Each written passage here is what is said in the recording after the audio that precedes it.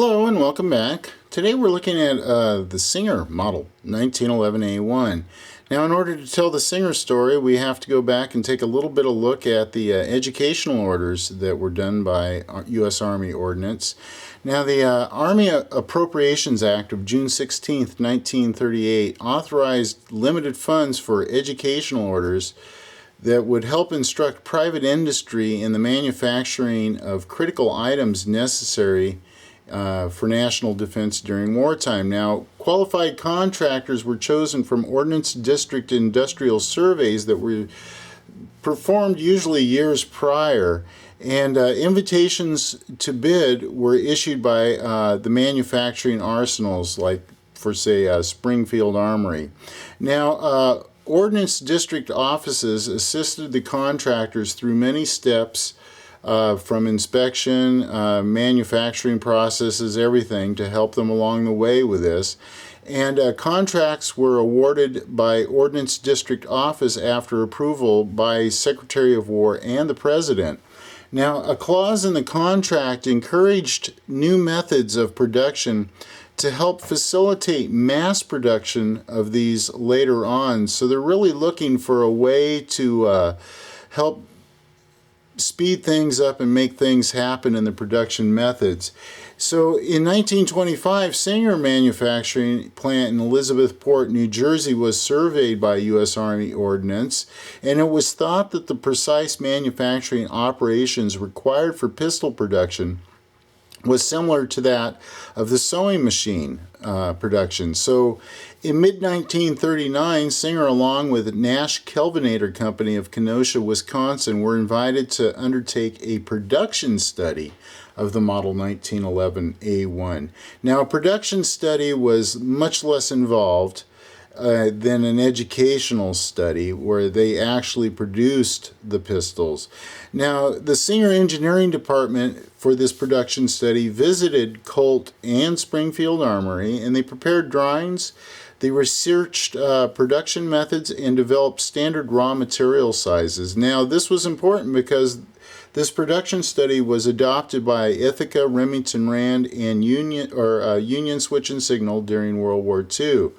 But before the production study was completed, Springfield Armory issued invitations to bid educational studies to Singer, Harrington and Richardson, Marlin Firearms Company, Winchester Savage, Burroughs Adding Machine Company, Lanston Monotype Machine Company, Ivor Johnson Arms, and Cycle Works.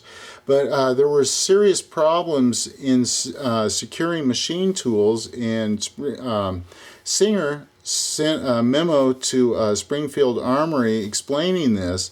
So on October 5th of 1940, Singer and Harrington and Richardson were selected for educational orders. Now, for those of you not familiar with Singer's history, Singer was incorporated in January of 1863 in New York, and by 1940 they were the world's leader in sewing machine manufacturing. Now, the educational order called for the production of 500 1911A1s, one set of gauges, jigs, fixtures, machines, patterns, and processing equipment for the production of the Model 1911A1.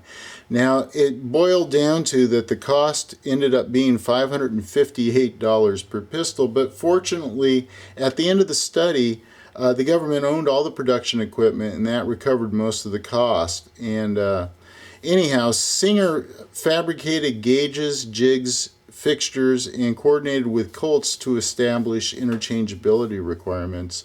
And then in June of 1941, Singer was awarded a contract for an additional 15,000 pistols, and that was later canceled. So they delivered all 500 pistols from the educational order, and it appears that most or all of them went to the U.S. Army Air Corps. A few were reportedly issued to Hickam Field in Hawaii on December 5th of 1941, a pretty significant date 2 days later. Singer manufactured all parts except for the stocks, and those came from Keyes Fiber Company, and Keyes supplied, of course, Remington Rand, Union Switch and Signal, and Ithaca with stocks during World War II. And Singer was an excellent 1911 A1 producer, but they had accepted a contract 8 months prior for the production of M5 artillery fire control directors, and by the end of 1941 they were an important supplier of that product, and that had a higher priority than the pistols, and therefore the contract for the 15,000 pistols was canceled so Singer could focus on that. Now, all the Singer production equipment made a little stop through Springfield Armory and eventually ended up at Remington Rand. So we'll go ahead and take a closer look at the pistols now. We'll set the Parkerized one off to the side here. Now all these were originally blued, and we're going to go ahead and take a look at this one. Now this one here has an interesting history to it. You can see it's not in a very good condition for the finish on this. And the reason for that is this came from a B-17 pilot.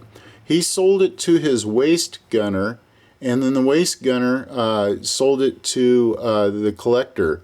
And this ended up going through being a shooter, believe it or not. And I guess sometimes it's unknown what you have at the time, and otherwise I doubt it would have been a shooter.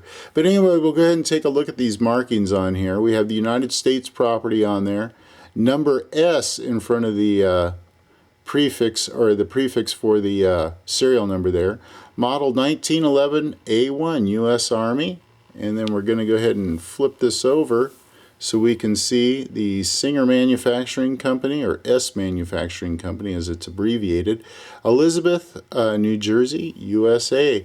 And then we're going to take a look at the Ordnance Inspector, JKC, which is a Colonel John K. Clement.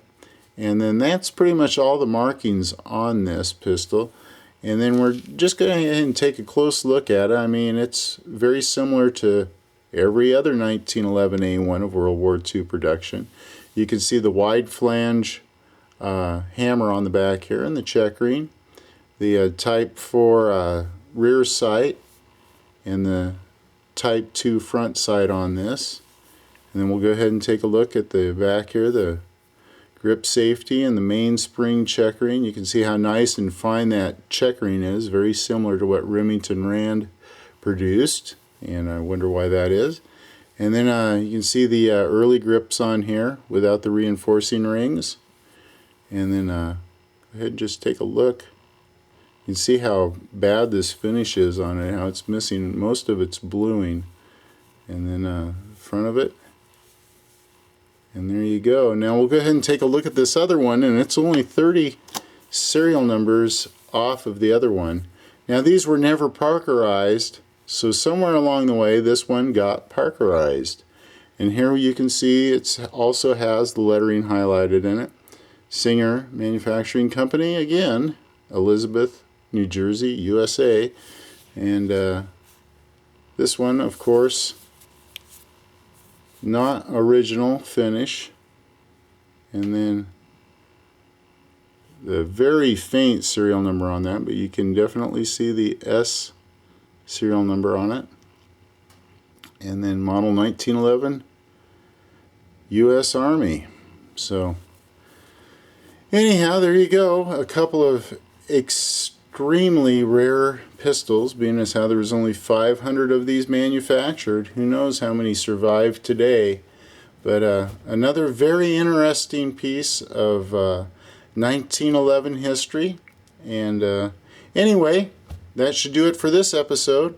Thanks for tuning in and watching. I hope you enjoyed this short video, and have a great day.